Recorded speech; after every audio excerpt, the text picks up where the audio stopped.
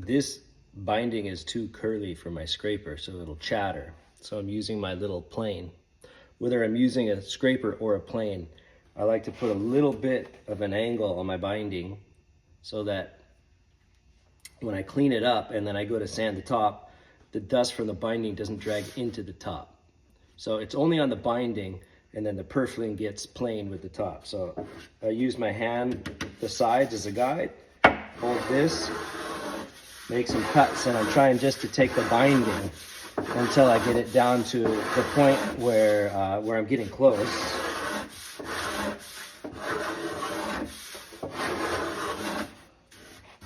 And then I'll go level, and that's when I pick up the purfling.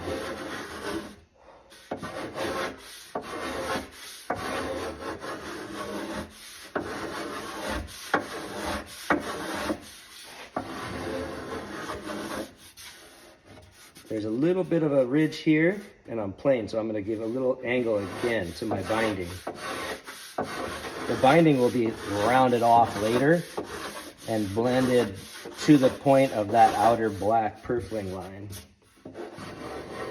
So it's okay to angle it a little bit now. What I don't want to do is get that angle into the purfling.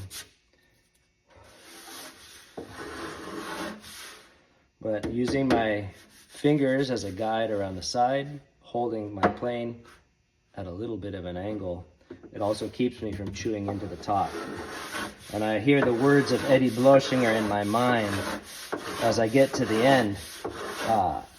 He would say, hardly pressure. Whether I'm sanding towards the end or planing towards the end, you back way off and let the tool glide.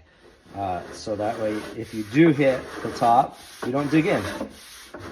So I studied with Eddie 23 years ago, and every day I still hear his words in my head.